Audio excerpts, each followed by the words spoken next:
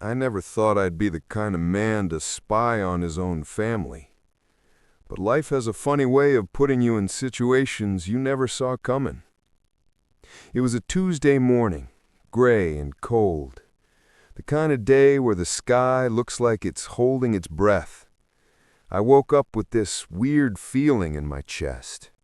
Heavy, uncomfortable, like something was sitting on top of me that I couldn't shake off. My wife, Karen, had left the day before, told me she was heading to her sister's place upstate for a few days. Said Linda wasn't doing so well, needed some company. I didn't think much of it at the time. Karen and her sister were close, always had been. So I kissed her goodbye, told her to drive safe, and watched her pull out of the driveway in that silver Toyota Camry she loved so much. But that morning, something felt off. I can't explain it. Maybe it was the way she'd been acting the past few months. Distant, quiet, like her mind was somewhere else even when we were sitting right next to each other on the couch. We'd been married 32 years, and I knew her better than I knew myself. When a woman stops looking you in the eye when she talks, when she starts spending more time on her phone than she ever did before, when she suddenly has all these errands and appointments she'd never mentioned until the last minute, you notice. You just do. I tried to brush it off. Told myself I was being paranoid. Maybe she was just going through something. Maybe it was stress or menopause or whatever else happens when you get older. But the feeling wouldn't go away. It gnawed at me all morning while I sat there drinking my coffee, staring out the kitchen window at nothing. And then, out of nowhere, I got this idea. I don't even know where it came from. I thought about Mark, my daughter-in-law, the guy my daughter Emily had married about 3.5 years ago. Now, I'll be straight with you. I never liked Mark, not from the moment I met him. He was one of those guys who's got the smile, the charm, the whole package on the surface, but something underneath just doesn't sit right. Too smooth, too quick with a compliment. The kind of man who shakes your hand a little too firm and looks just past your shoulder instead of right at you. But Emily loved him, or at least she said she did, and what was I supposed to do? Tell my little girl she was making a mistake? She was a grown woman. She made her choice. Before I go on, make sure you hit that subscribe button, because this story's about to take a wild turn. So, anyway, I'm sitting there in my kitchen, and I start thinking about Mark. He lived about 40 minutes outside of town, out in the countryside, in this big, modern house that always seemed too nice for a guy who claimed to work in sales. Emily had moved out there with him after the wedding, and I'll admit, I didn't see her as much as I used to. She'd come by for holidays, birthdays, the usual stuff, but it wasn't the same. She seemed tired, thinner. She smiled, but it didn't reach her eyes anymore. I'd ask her if everything was okay, and she'd just say, "Yeah, Dad, I'm fine, just busy with work." But I'm her father. I know when my kid is lying to me. That Tuesday morning, for reasons I still can't fully explain, I felt like I needed to go see Mark. Maybe check in. Maybe just drive out there and see if everything looked normal. I know it sounds crazy. I didn't even call ahead. I just grabbed my keys, threw on my jacket, and walked out to my truck. The whole drive I kept telling myself I was being ridiculous. What was I even looking for? What did I think I was going to find? The road out to Mark's place was long and winding, lined with tall oak trees that looked like skeletons against the gray sky. Fall had stripped most of the leaves away, and everything looked bare and cold. I passed a few farms, some old barns that looked like they'd collapse if you breathed on them too hard, and not much else. It was quiet out there, the kind of quiet that makes you think too much. I thought about Emily, my little girl. She used to be so full of life, so full of dreams. She wanted to be a teacher when she was younger. Loved kids. loved reading to him and making him laugh. But somewhere along the way, she gave up on that.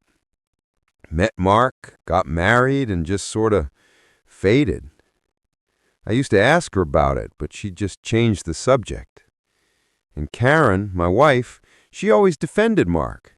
Always said I was being too hard on him, that he was a good man, that Emily was happy. But how could she be happy when every time I saw her, she looked like she was carrying the weight of the world on her shoulders? I was about halfway down the gravel road that led to Mark's property when I saw it. At first, I thought my eyes were playing tricks on me. But no, there it was, clear as day, parked just outside the gate to Mark's house, tucked slightly off to the side like someone didn't want it to be too obvious. A silver Toyota Camry, Karen's car. My heart dropped into my stomach. I mean, physically, I felt it. This heavy, sinking feeling that made me feel like I couldn't breathe. I slowed the truck down, my hands gripping the steering wheel so tight my knuckles turned white. I stared at that car, like if I looked hard enough, it would turn into something else. But it didn't. It was hers. I knew it was. Same model, same color, same little dent on the back bumper from when she'd backed into a shopping cart at the grocery store 2 years ago. And then I saw the air freshener, hanging from the rear-view mirror, swaying slightly in the breeze. Pink, shaped like a little flower.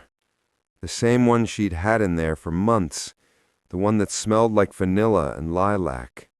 She loved that smell.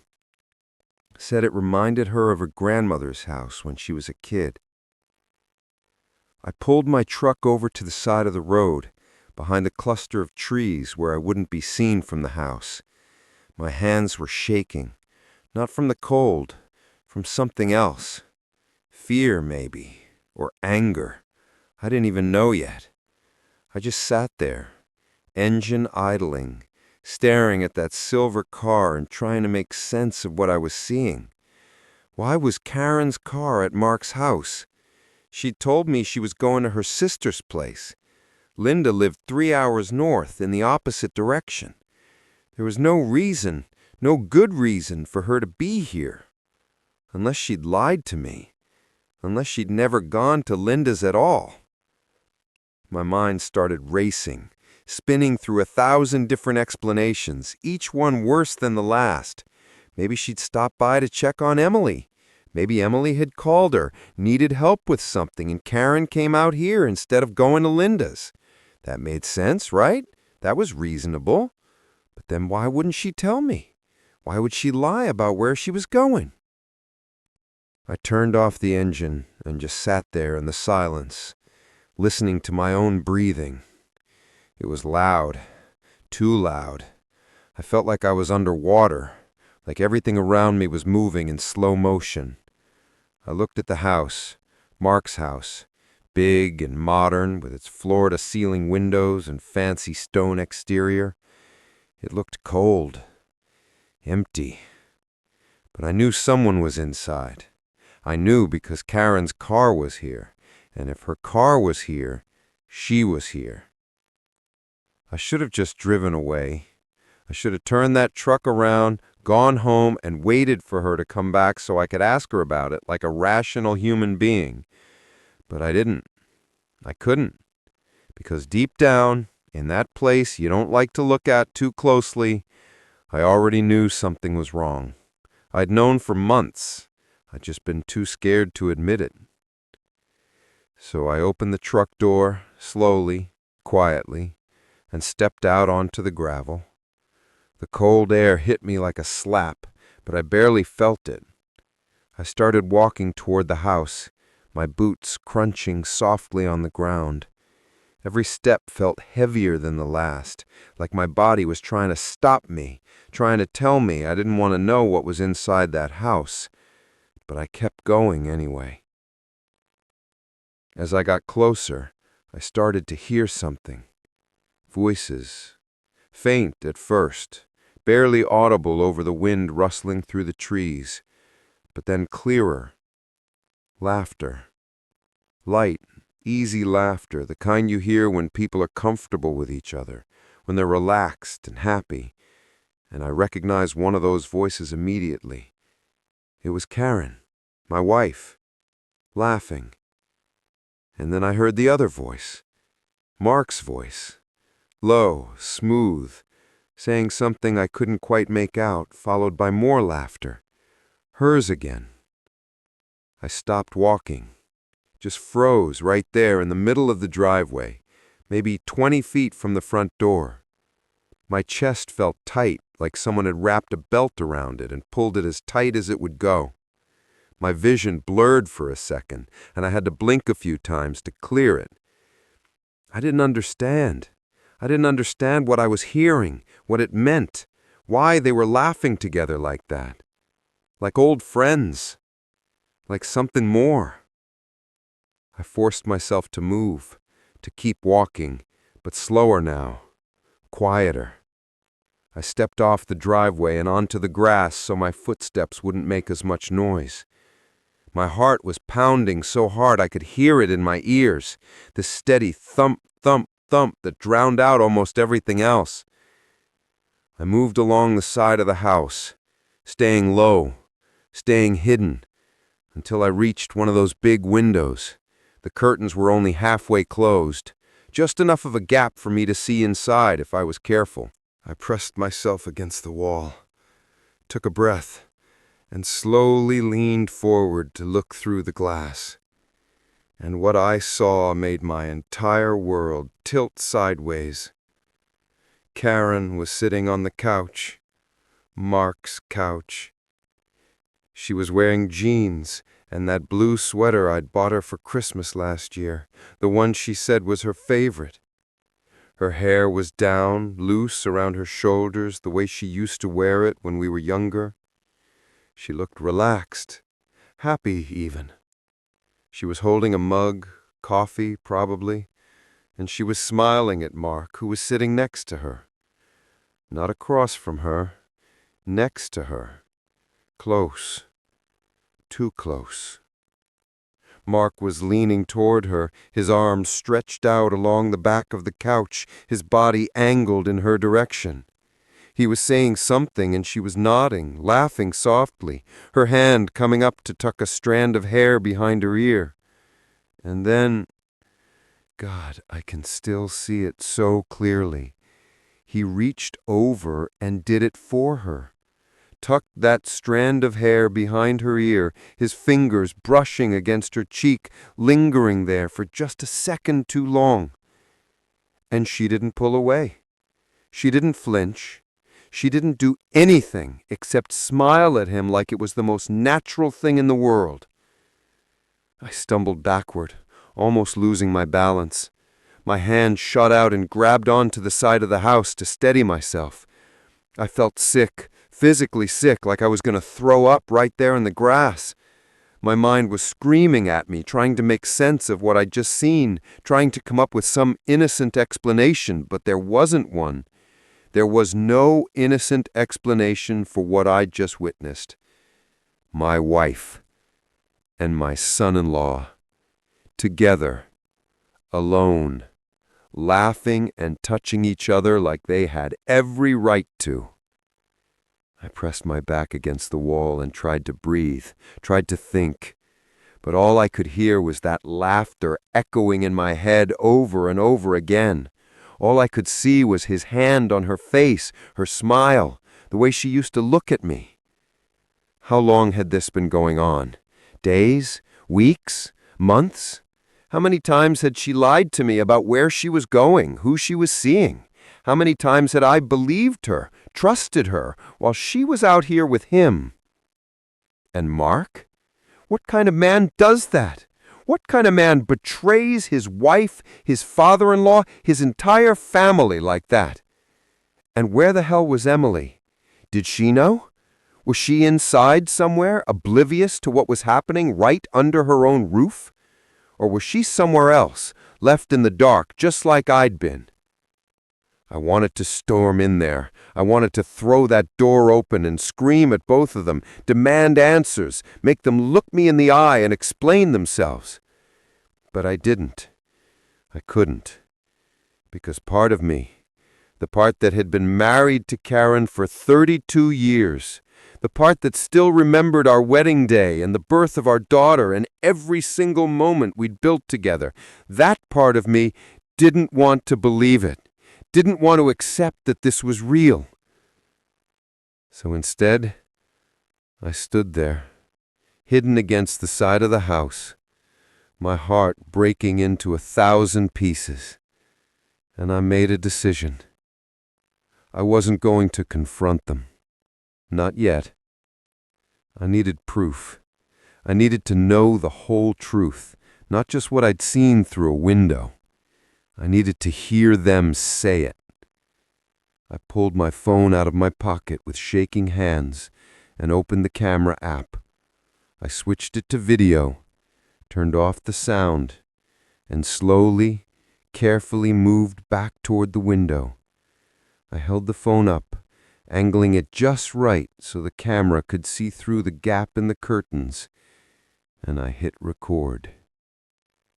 That was the moment everything changed. What I was about to capture on that recording would shatter my family, destroy my marriage, and force me to face a truth I never wanted to know. But I had to do it. I had to see this through to the end, no matter how much it hurt. Because after 32 years of love and trust and building a life together, I deserved to know the truth, even if that truth was going to destroy me. I stood there with my phone pressed against that cold window, my hand trembling so badly I had to use my other hand to steady it. The camera was rolling, capturing everything through that narrow gap in the curtains. I could see them clearly on the screen. Karen and Mark, sitting way too close on that leather couch, looking like they'd done this 100 times before. Mark said something I couldn't quite hear through the glass, and Karen threw her head back and laughed.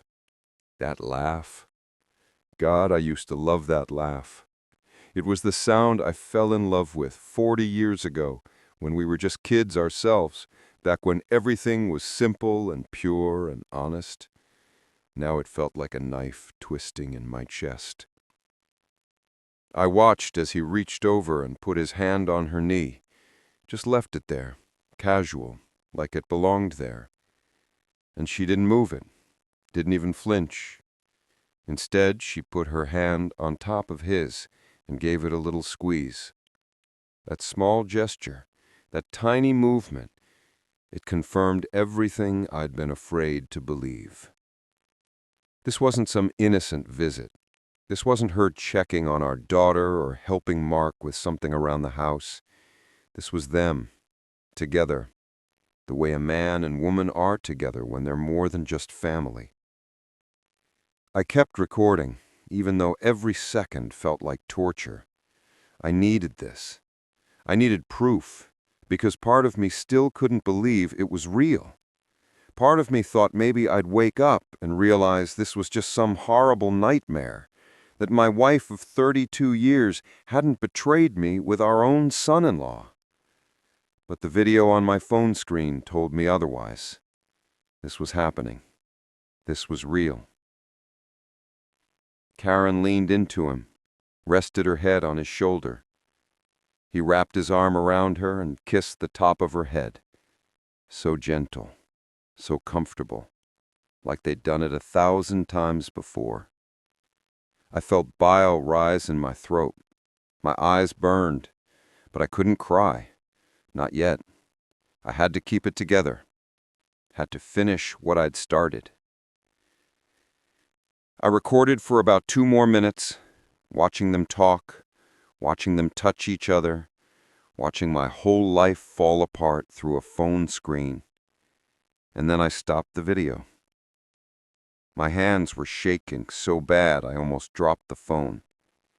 I backed away from the window, staying low, staying quiet, until I was far enough away that they wouldn't hear me or see me if they happened to look outside. When I got back to my truck, I just sat there for a long time. I don't even know how long. Could have been 5 minutes, could have been 30. Time didn't feel real anymore. Nothing felt real. I stared at the steering wheel, at my hands gripping it, at the silver Camry still parked near the gate, and I tried to process what I'd just witnessed. But my brain couldn't handle it. It was like trying to put together a puzzle when half the pieces were missing. Finally, I started the engine and drove away. Slow, careful. I didn't want them to hear me leaving, didn't want them to know I'd ever been there. The drive home was the longest 40 minutes of my life. I don't even remember most of it. My mind was somewhere else, replaying what I'd seen over and over again, like a movie stuck on repeat. When I pulled into my driveway, the house looked different. Empty, like it wasn't even mine anymore. I walked inside and it was too quiet. Karen's coffee mug was still in the sink from yesterday morning. Her magazine was on the coffee table, open to some article about gardening. Everything looked so normal, so ordinary, like our life was still intact. But it wasn't. It was shattered. I just hadn't told anyone yet. I went upstairs to our bedroom and sat on the edge of the bed. Our bed, the one we'd shared for 30 decades. I pulled out my phone and watched the video again. Watched my wife with another man. Watched her smile at him the way she used to smile at me. And that's when it hit me. Really hit me. She didn't love me anymore. Maybe she hadn't for a while. Maybe that's why she'd been so distant, so distracted. She'd been thinking about him. I wanted to scream. I wanted to break something. But instead, I just sat there in silence, feeling my heart crack wide open. Over the next few days, I did something I never thought I'd do. I became a detective in my own life. I started paying attention to everything. Every time Karen left the house, every phone call she took in another room, every excuse she made about where she'd been. And I started finding things.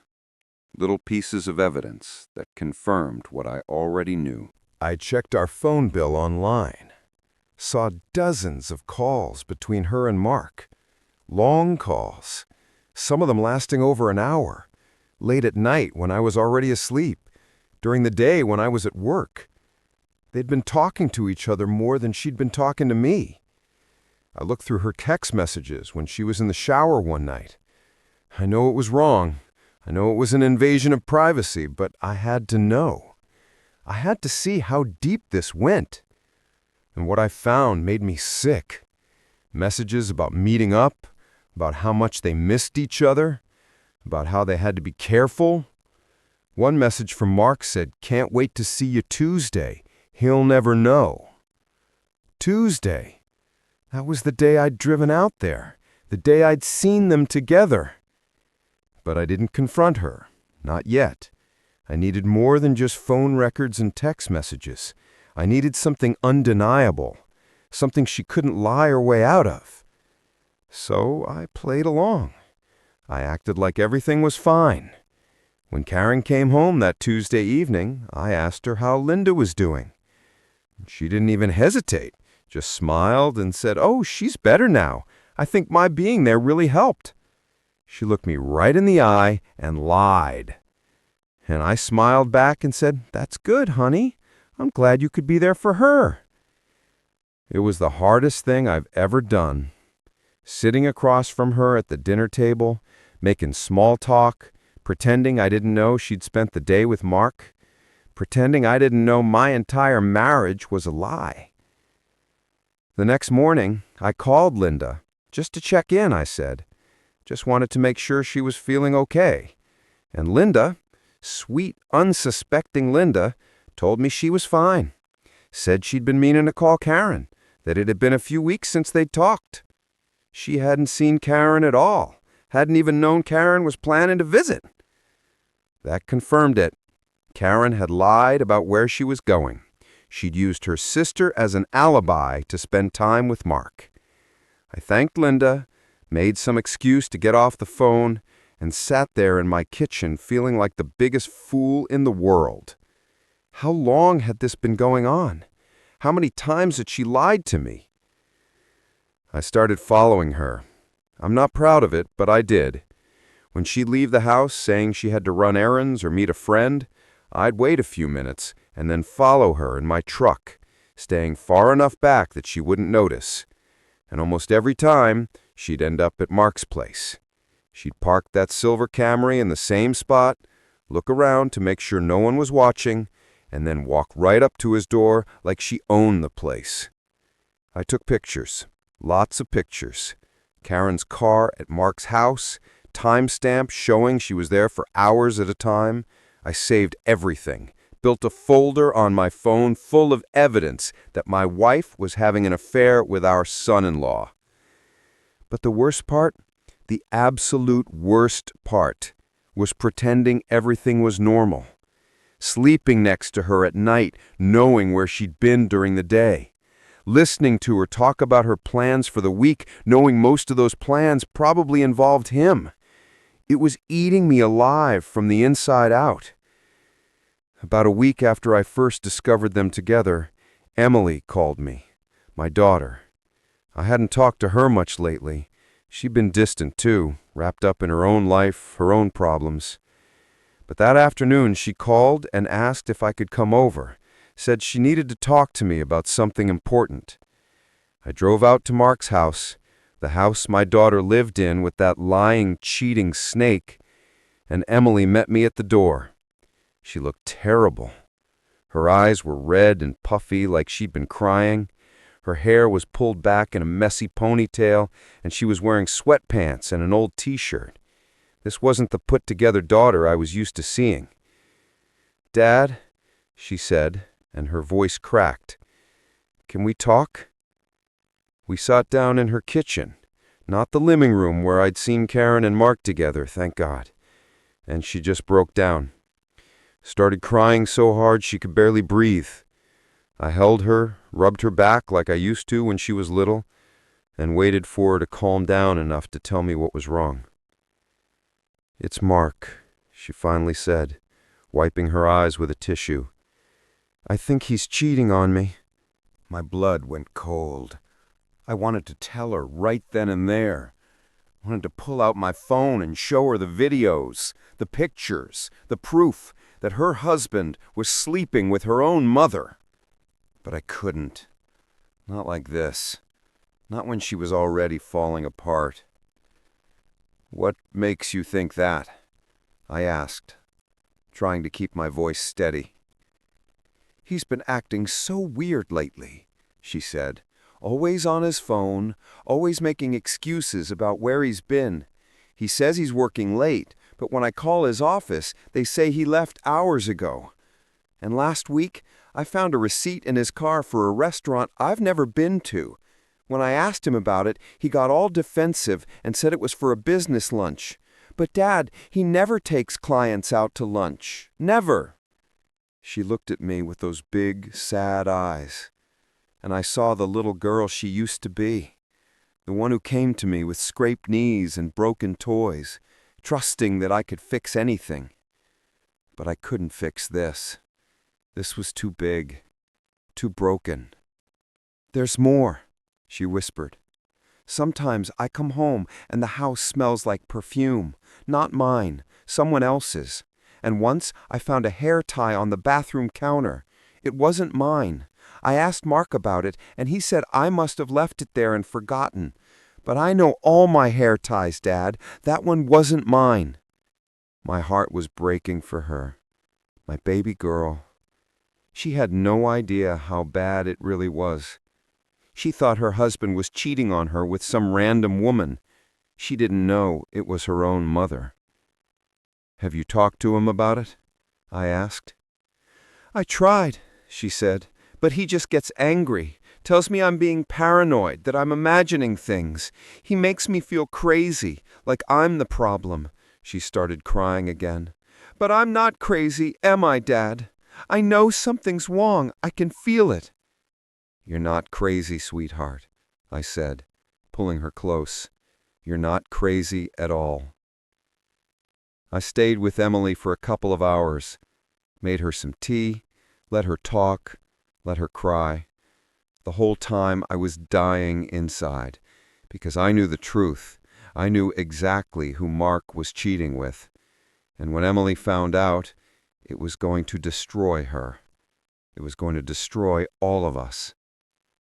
When I left her house that evening, I sat in my truck and just stared at the steering wheel. This wasn't just about me and Karen anymore. This wasn't just about a cheating wife and a broken marriage. This was about Emily, my daughter, who was being betrayed by the two people who were supposed to love her most in this world. That's when I made my decision. I wasn't just going to confront Karen privately. I wasn't going to let Mark sweet-talk his way out of this or let them downplay what they'd done.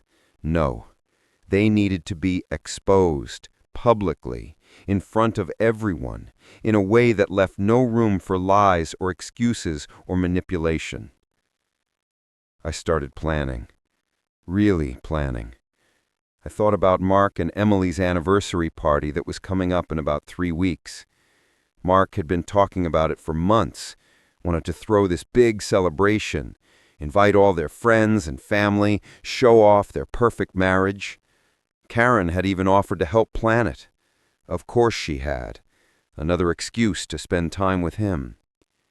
The party was going to be at their house. 50, 60 people. All our closest friends.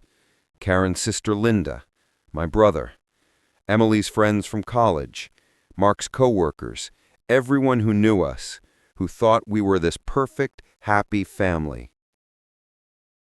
That's where I'd do it. That's where I'd show everyone exactly who Mark and Karen really were. I hired a private investigator, too. Cost me a good chunk of money, but I didn't care. I needed professional documentation, photos, videos, proof that would hold up in court when it came time to file for divorce. The investigator got me everything I needed. Pictures of Karen and Mark together, going into his house, coming out hours later. One photo showed them on his back porch, Karen's head on his shoulder, his arm around her waist. They looked like a couple. They looked happy. I saved it all, put it all together in a folder on my laptop, organized it by date, made sure I had timestamps, phone records, text messages, photos, videos, everything. I built a case against my own wife and son-in-law like I was preparing for trial, because, in a way, I was. Emily called me a few more times during those 2 weeks. Each time she sounded worse, more broken, more convinced that Mark was cheating. She found more evidence, late-night phone calls he'd take outside, credit card charges she didn't recognize, more lies about where he'd been. She was falling apart, and I had to sit there and comfort her while knowing the full truth. It was killing me. The night before the anniversary party, I barely slept. I kept going over the plan in my head, making sure I hadn't forgotten anything. I copied all the evidence onto a USB drive. I'd written out exactly what I was going to say. I'd even prepared myself for the fallout, the tears, the anger, the denial. I knew it was going to be ugly. I knew it was going to hurt Emily even more than she was already hurting. But she deserved to know the truth. Everyone deserved to know the truth. Karen was excited about the party. Spent all day getting ready, doing her hair and makeup, picking out the perfect dress. She kept talking about how nice it was going to be, how proud she was of Emily and Mark for making their marriage work. The irony was almost too much to bear. I just nodded and smiled and played my part. counting down the hours until I could finally stop pretending. When we arrived at the party that evening, the house was already full of people. Music was playing, food was laid out on tables. Everyone was dressed up, drinking wine, laughing, having a good time. Emily looked beautiful in a blue dress, but I could see the sadness in her eyes. She was trying so hard to hold it together, to play the happy wife. Mark was working the room like always, shaking hands, cracking jokes, being the perfect host. And Karen was right there beside him, helping serve drinks, chatting with guests, touching his arm every now and then when she thought no one was looking. I watched them pretend, watched them lie to everyone in that room. And I felt something cold settle in my chest, a kind of calm determination I had never felt before. I had the USB drive in my pocket. I had my laptop in the car, already loaded with a presentation. I'd already talked to Emily's best friend, Sarah, earlier that day. Told her I needed her help with something important. She'd agreed, no questions asked. Sarah had always looked out for Emily.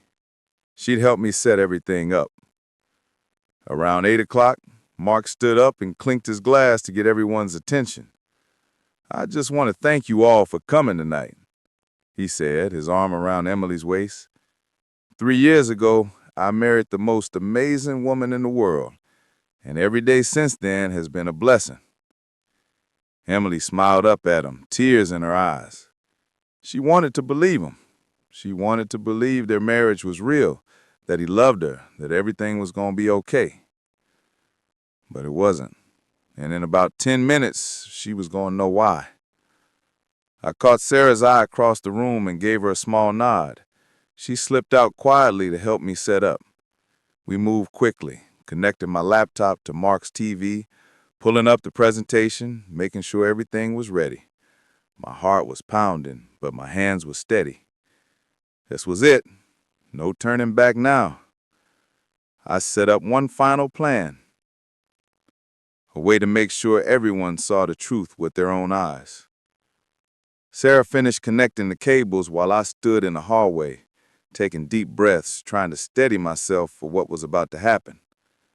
Through the doorway, I could see everyone still mingling, laughing, completely unaware that their perfect evening was about to implode. Karen was refilling someone's wine glass. Mark was telling some story that had a group of his buddies cracking up, and Karen was right there beside him, helping serve drinks, chatting with guests, touching his arm every now and then when she thought no one was looking. "It's ready," Sarah whispered, touching my arm. "Are you sure you want to do this?" I looked at her. Sweet Sarah, who'd been Emily's best friend since college, who'd been a bridesmaid at her wedding, who'd watched my daughter slowly crumble under the weight of Mark's lies. "She deserves to know," I said. "They all do."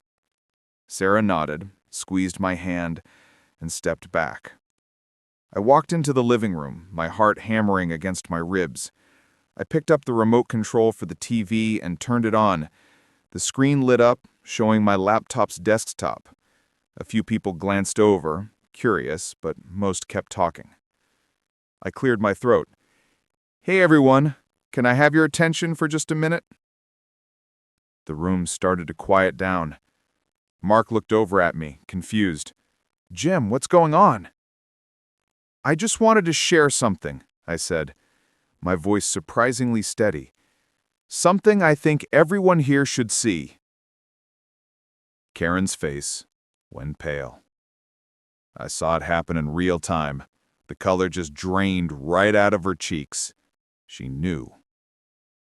Somehow, she knew. "Dad, what are you doing?" Emily asked, walking over to me. She looked worried, probably thought I was about to embarrass her with some sentimental slideshow or an old baby picture or something. "Just trust me, sweetheart," I said softly. Then I looked at Mark. Looked him right in the eye for the first time in years. I pressed play. The video filled the screen. At first, people didn't understand what they were looking at. It took a few seconds for their brains to catch up, but then they saw it. Karen and Mark, sitting on that leather couch, his arm around her, her head on his shoulder, his hand on her face, tucking that strand of hair behind her ear, her smiling up at him like he was everything she'd ever wanted. The room went dead silent. You could have heard a pin drop. "What is this?" someone whispered. Karen's hand flew to her mouth. She took a step closer to the TV, staring at the screen like she couldn't believe what she was seeing. That's our couch," she said, her voice barely audible. "That's our house." The video kept playing. Mark leaning in, Karen tilting her face up toward his, their lips meeting in a kiss that left absolutely no room for misinterpretation. "Oh my God," someone gasped. Emily's knees buckled. Sarah caught her before she hit the ground, wrapping her arms around her as my daughter let out a sound I'll never forget, this raw, guttural cry that came from somewhere deep inside her. It was the sound of a heart breaking. "Turn it off!" Karen screamed, rushing toward me. "Jim, turn it off right now!" But I didn't. I let it play. Let everyone see her put her hand on Mark's chest. Let them see him pull her closer. Let them see exactly what kind of people they really were. Mark was frozen, his face white as a sheet. He opened his mouth, closed it, opened it again. No words came out. "How could you?" Emily sobbed, staring at the screen. "How could you do this to me, both of you?" The video ended. I turned off the TV and stood there, remote still in my hand, looking at my wife and my son-in-law. They looked like trapped animals, guilty, terrified, exactly what they deserved to look like.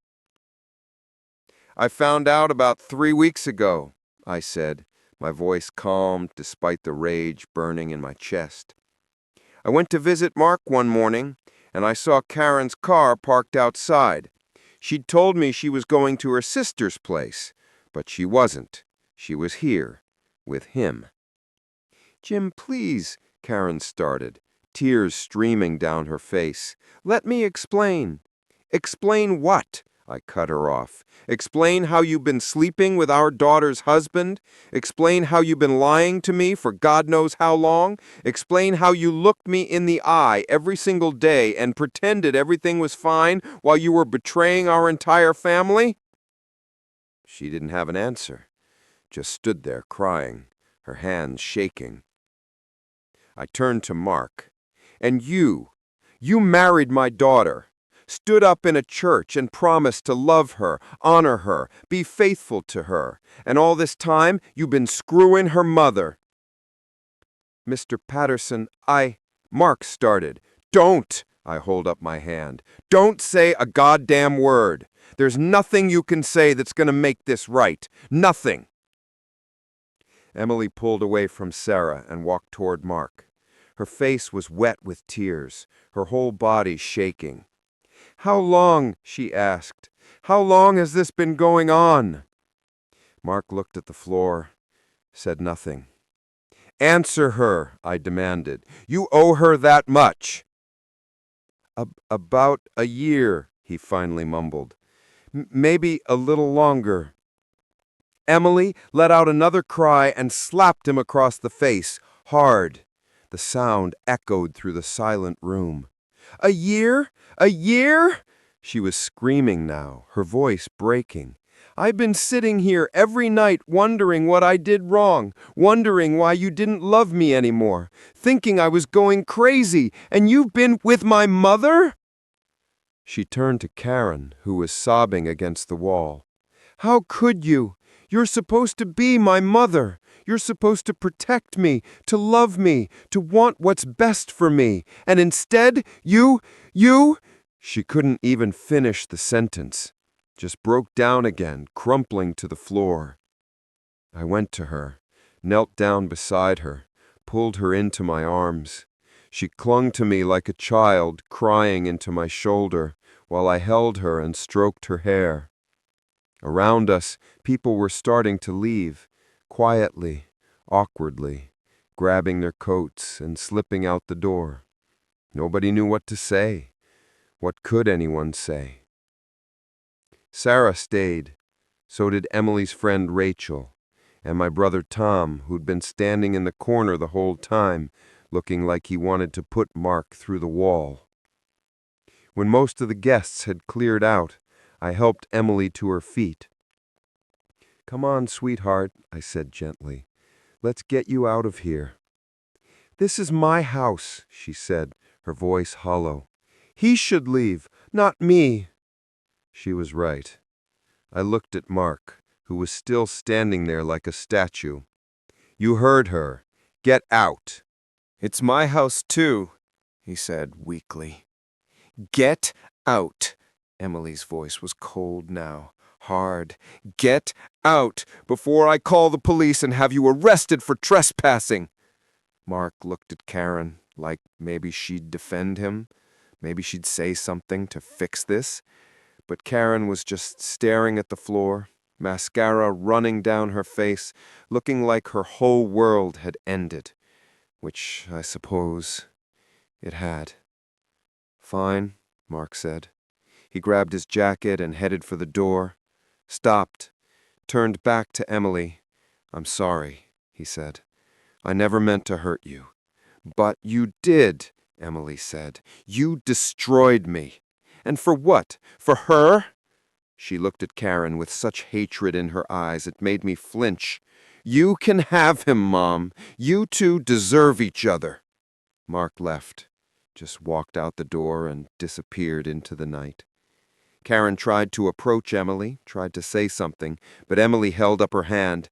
"Don't," she said. "Don't come near me. Don't call me. Don't try to explain. I never want to see you again." "Emily, please," Karen begged. "I'm your mother. You stopped being my mother the second you slept with my husband."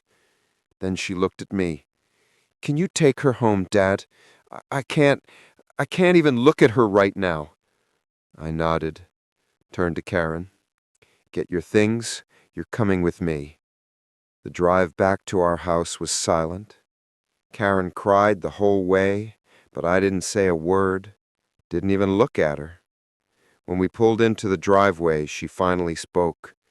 "Jim, I'm so sorry. I don't know what happened. I don't know how it started. It just did."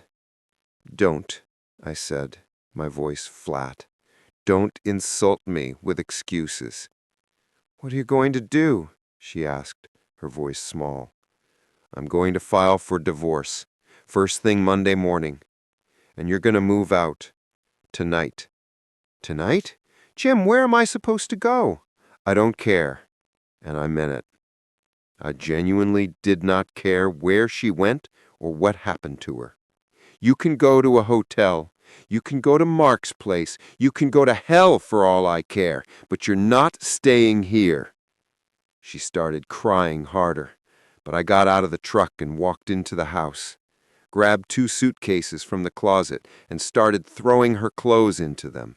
She followed me, pleading, trying to grab my arm, but I just kept packing, shoes, toiletries, jewelry, whatever I could grab. When the suitcases were full, I carried them downstairs and put them by the front door. "I need you to take whatever else you need. Then I want you gone." "Jim, please. We'd been married for 32 years. Doesn't that mean anything to you?" I looked at her then, really looked at her. This woman I'd loved since I was 20 years old. This woman I'd built a life with, raised a daughter with, promised to grow old with. And I felt nothing. The love was gone. burned away by betrayal and lies. It used to mean everything, but you threw it away. You made your choice. Now live with it. She packed a few more things, sobbing the whole time. When she was done, she stood in the doorway, looking back at me one last time. "I do love you," she said. "I know you don't believe me, but I do. If you loved me, you wouldn't have done this. Now go." She left. I watched her load the suitcases into her car and drive away. Then I closed the door, locked it, and stood there in the silence of my empty house. Our house. Except it wasn't ours anymore. It was just mine now. I didn't cry. Not that night. I was too numb, too exhausted, too emotionally drained to feel anything. I just went upstairs. It was just mine now. And I didn't cry, not that night. I was too numb, too exhausted, too emotionally drained to feel anything. I just went upstairs, lay down on the bed, on my side of the bed, and stared at the ceiling until the sun came up. The next few weeks were a blur. I filed for divorce. Karen didn't fight it, didn't ask for anything. She moved in with some friend of hers across town, and we only communicated through lawyers after that. Emily filed for divorce too. Mark tried to convince her to go to counseling, tried to tell her it was a mistake, that he still loved her. But Emily was done. She was broken, but she was strong. Stronger than I think any of us realized. She moved back in with me for a while. We didn't talk much at first, just existed in the same space, both of us trying to process what had happened. But slowly, over time, we started to heal. Started to talk again. Started to laugh again, even if the laughter felt a little forced at first. One night, about 2 months after the party, we were sitting on the back porch drinking coffee. It was late fall, cold enough that we needed jackets. Emily was wrapped in a blanket, staring out at the yard. "You know what the worst part is?" she said quietly.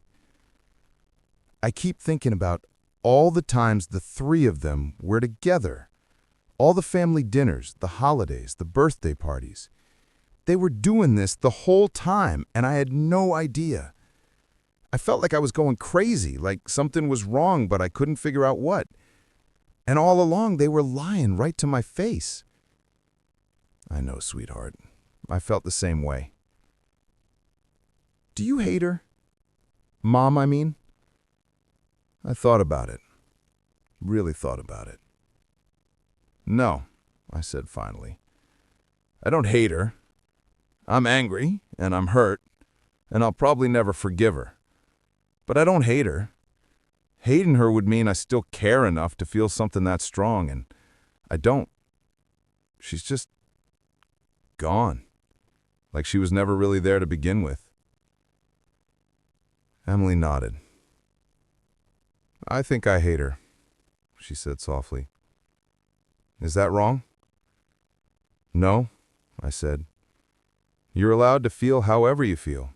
There's no right or wrong way to deal with this." "I just don't understand how a mother could do that to her own daughter. What kind of person does that?" I didn't have an answer for her. Still don't. Some betrayals are so deep, so incomprehensible, that there's just no way to make sense of them. The divorces were finalized about 6 months later. I got the house, my truck, my retirement account. Karen got her car and whatever money was in her personal savings. We split everything else down the middle. It was clean, simple. Like our 32 years together could be divided up and filed away in neat little boxes. Emily got the house she'd shared with Mark. He moved out, moved to another state, actually. Last I heard, he was working some sales job in Arizona. I don't know if he and Karen are still in contact. Don't care either. Emily sold that house as soon as the divorce was final. Said she couldn't stand to be there anymore. Couldn't stop seeing them together every time she walked through the living room. She bought a little townhouse closer to me. Started going back to school, working on getting her teaching degree like she'd always wanted. Started seeing a therapist too, which helped. She's doing better now. Still has bad days, still struggles with trust issues, still cries sometimes when she thinks about what they did. But she's healing. Slowly. One day at a time. As for me, I'm okay. I mean, I'm not the same man I was before all this happened. How could I be? When you find out the person you've loved most of your life has been lying to you, betraying you, destroying your family from the inside out, that changes you. Makes you harder, more cautious, less willing to trust.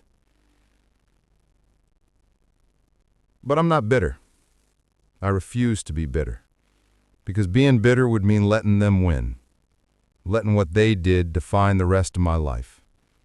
And I won't give them that power. I've learned a lot over this past year. Learned that people aren't always who you think they are. Learned that trust, once broken, can never really be put back together the same way. Learned that sometimes the people closest to you are capable of hurting you in ways you never imagined possible. But I've also learned that I'm stronger than I thought I was. That I can survive things I didn't think I could survive. That love, real love, isn't about holding on to people who hurt you.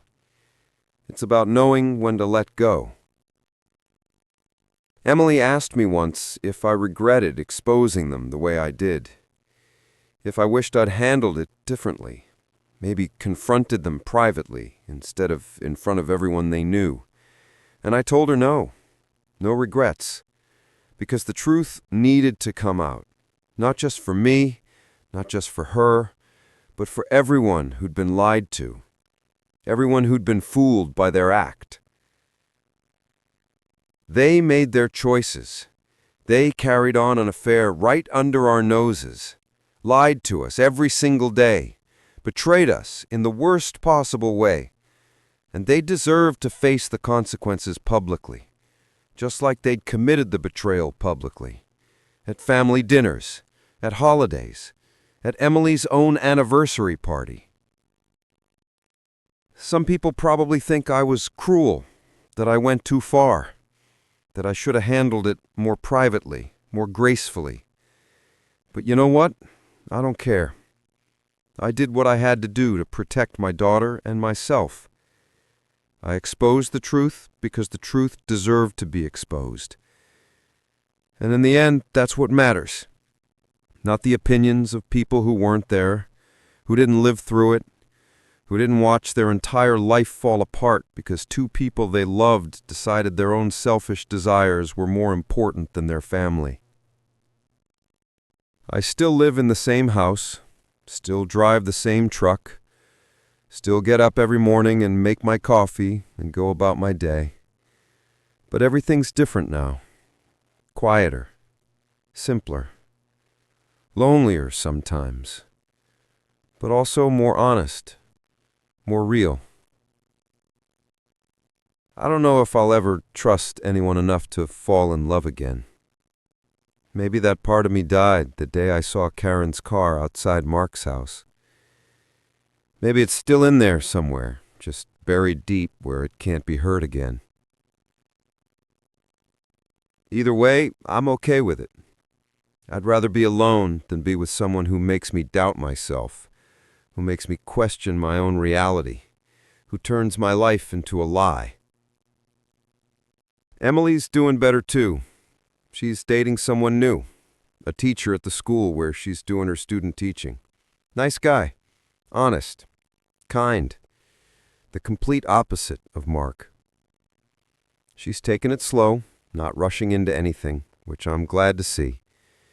She deserves someone who's going to love her the way she deserves to be loved. Someone who won't betray her. Someone who won't make her feel like she's crazy for trusting her own instincts. We have dinner together once a week. Sometimes we talk about what happened, sometimes we don't. Sometimes we just sit in comfortable silence, glad to have each other, glad to have survived.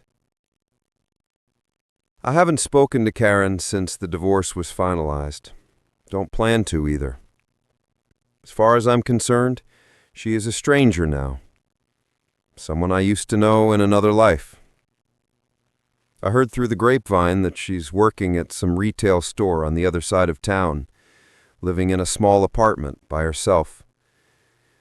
Part of me, a very small part, feels sorry for her. She lost everything. Her husband, her daughter, her home, her reputation. All for an affair that was never going to last. But then I remember what she did, how she did it, how she looked me in the eye and lied. And that small part disappears. She made her choices. Now she's living with the consequences. I think about that chilly morning a lot. The morning I drove out to Mark's place with nothing but a gut feeling telling me something was wrong. If I hadn't gone, if I had ignored that instinct, how much longer would it have gone on? How much more would they have taken from us? How much deeper would the betrayal have cut? I'm glad I went. Glad I found out. Glad I exposed them. Because living a lie is worse than facing a painful truth. Always has been. Always will be. Sometimes the truth shatters your world. But in the end, it's the only thing that can set you free.